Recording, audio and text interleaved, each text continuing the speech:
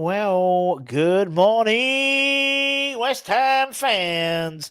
Let's talk about some ins and some outs.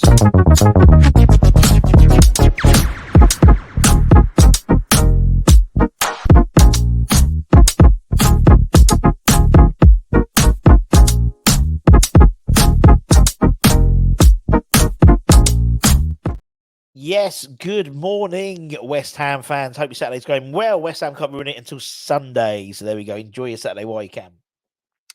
Don't forget to go back and check out our video we did for the West Ham Network Christmas giveaway advent calendar thingamajig. Day 9 today's Alan Dickens. Go back and check out his video. All you have to do to enter is free. You don't have to be a Patreon, a member, or whatever. It's completely free. Hit the subscribe button and then just comment on the video. And every day we draw a winner. We've had 8 winners so far. That's how it usually works for us. And we're on day 9. And I've just sent out the first batch of winning prints and signed stuff. So that's all gone out now to those winners. So they should be getting the next few days. But I thought I'd have a little chat about transfers, a bit of in and a bit of outs. Because things have changed over the last maybe sort of like few days. I mean, well, they haven't. I mean, let's talk about the outs first. So, realistically, we know that we have to sell before we can buy. That's due to FFP, not the fact that we didn't spend all the Declan Rice and Skolmaka money in the summer, and not that we already overspent the previous year, so we have to be very careful. So, we have to sell before we can buy. Now, realistically, looking at the squad in terms of contracts and things like that, there's only probably 4 sellable assets, and by sellable I mean for significant money, and I'm thinking obviously double-digit millions basically. We've got Said Benrahma, who is apparently having interest from the Saudi Pro League, and because of that, we've been linked with a winger who could replace him, which I'll talk about in a minute. We've also got maybe some of the centre backs. We've got likes of Zuma, potentially. Again, for the Saudi Pro League. Same as Aged, one of them maybe, but I can't see that happening really, because Zuma's the captain and Aged is finding quite a good vein of form as well at the moment. Although we have been linked to a lot of centre halves, including Anton, not our esteemed colleague from the West Ham Network, but the Stuttgart captain, Valverde Anton.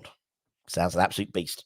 But also looking through there, lots of Ben Johnson, they come to the end of their contract. So not really, a lot of money in terms of a nominal fee. Apparently, if clubs do come in for a nominal fee with those guys who are coming out of contract, like Cresswell and people like that, the club may look to sell them rather than let them leave for nothing, which makes perfect business sense to me.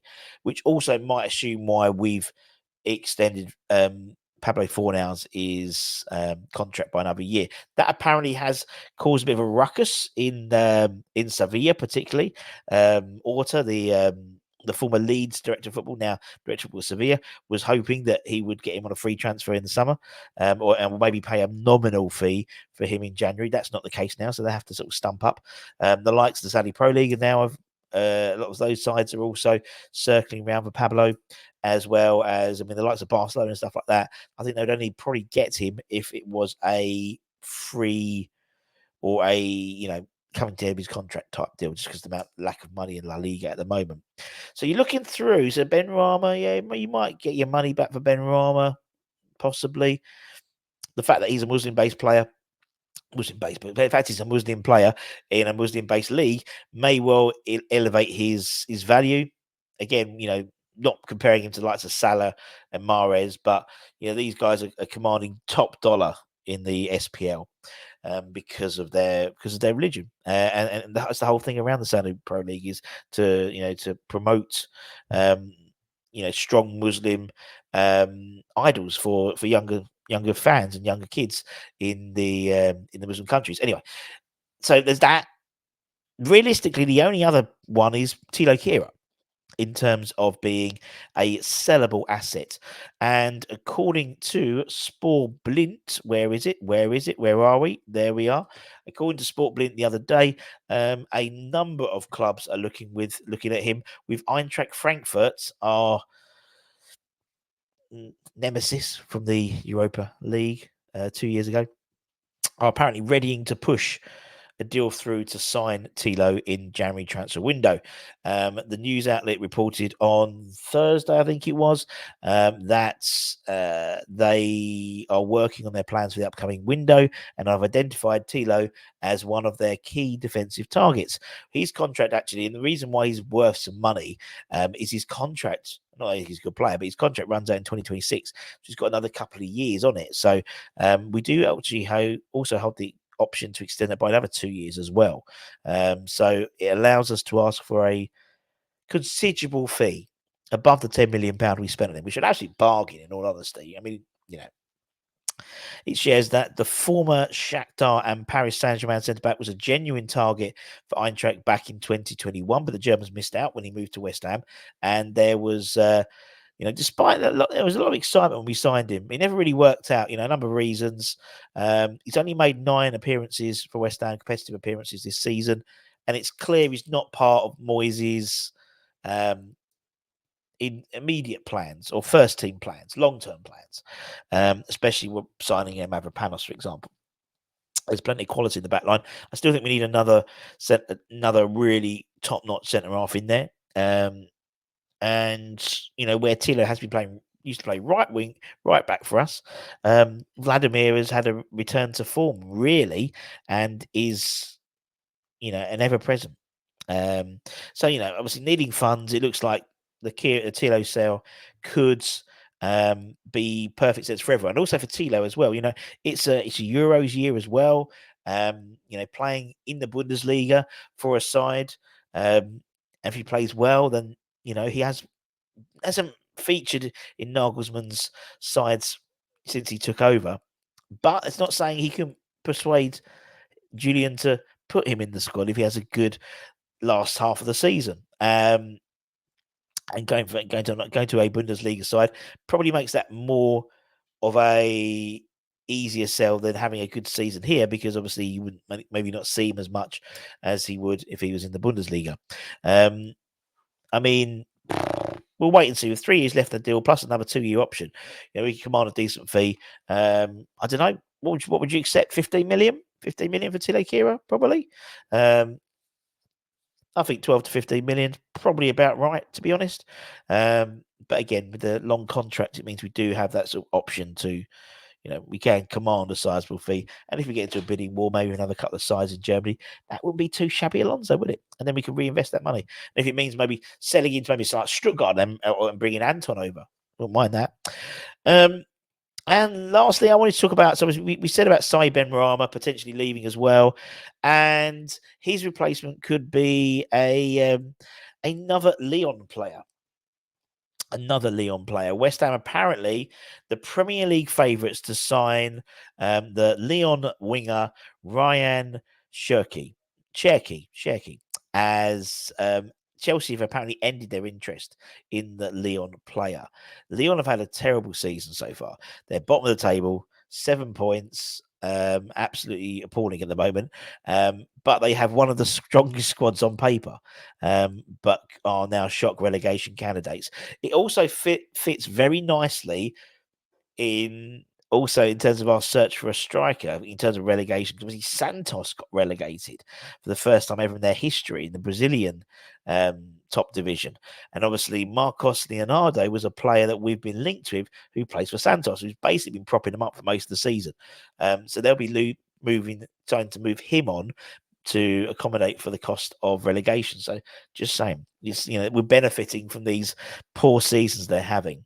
Lyon's poor form has led to protests from supporters, and the club are considering major surgery in January, which includes a sale of some of their star players.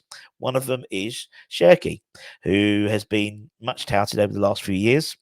And sources, several media outlet sources have said that Lyon are open to offers for him this January transfer window.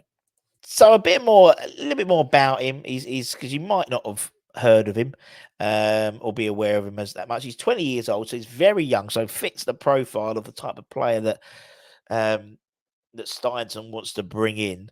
And he has, well, if anyone who watches the Liga and watches him, he has got brilliant dribbling ability. He's a really tricky, like old school tricky winger. That makes sense. And I think people would really, really dig. How old am I? I think people would really love the way he plays. Sort of a little bit like Bowen, maybe, but more trickier. Maybe a younger version of Ben Rama, but a little bit more pacier. He's had some, particularly last season. He had some great performances. This year he hasn't really hit the heights that he did last year, but neither's anyone in Lyon, to be honest. And there has been there has been concerns from the hierarchy in Lyon about his application and attitudes to training. So a little bit of a bad boy, but they are expecting a high fee for him because of the potential. And around 25 million plus add-ons, which would definitely attract West Ham back into any discussions, particularly if we moved on, say, Saeed. If we got our money back for Saeed, maybe, or a little bit less, that could be reinvested into a younger model. Chelsea have stopped their interest and are looking at other targets. He's been capped under 21 level by France, and he's seen as a player with a very, very high ceiling. He's only 20, so there's loads of scope. He's actually he was tied down to a new deal in earlier this year due to the fact that the interest was growing, so they wanted to make sure it maintained his value. At the time, Chelsea, AC Milan, and other major clubs were sending scouts to watch him on a regular basis. But there's now a fear at Lyon that they could lose out on a big deal, as he's unlikely to extend his contract beyond his current deal, which finishes at 2025 in the summer. So the likelihood of a deal being struck for him in the winter January transfer window, which is probably the peak. If you get in the summer, he'll only have 12 months left of his contract, so he'll be less valuable asset for them to sign. Apparently, according to media sources, he's open to a mid-season move as well, and looking also to step out of French football for a new experience, and looking beyond Ligue 1. So, yeah. Did he play? I wonder if he played with Paqueta during his time. I don't know. He might have done. He might have just crossed over just as he was breaking into the first team, potentially. But that also helps. French-based player. We have a lot of French-based players already. A lot of players from Liga as well. He's got a bit about him. He's a bit of a troublemaker, but I quite like that as well. Do you know what I mean? I like a bit of a maverick, and he's a good player. And I think he when he's on it, he'll really excite you. He might frustrate you, but when he's on it, he really excites you. Anyway, go back and do a YouTube. Have a look at some of his skills and stuff. It's all fun. That's what I love about January transfer windows, is all seeing who we can sign and who we're not going to sign, that type of thing. And that's it, my friends. Keep an eye on the channel. As I said, go back and listen to the watch the Alan and Dickens video. Make a comment, and you can be entered to win some signed stuff. We'll have tomorrow, before the Fulham game, we'll have number 10, Tony Cossey, TC. So there. And then obviously we start again all on Monday. And then after Monday, we'll have, obviously, you've got the Fulham game on Sunday, then Monday ratings, and then we crack on with the Freiburg game on Thursday. Never stops. Take care. Stay safe. Stay warm. Stay humble. Actually, it reminds me, early next week, maybe Tuesday, Wednesday, we've got a really lovely interview coming up. So, yeah. Anyway, take care, stay safe, stay warm, stay humble, keep the faith, my friends, and come on, you bloody irons.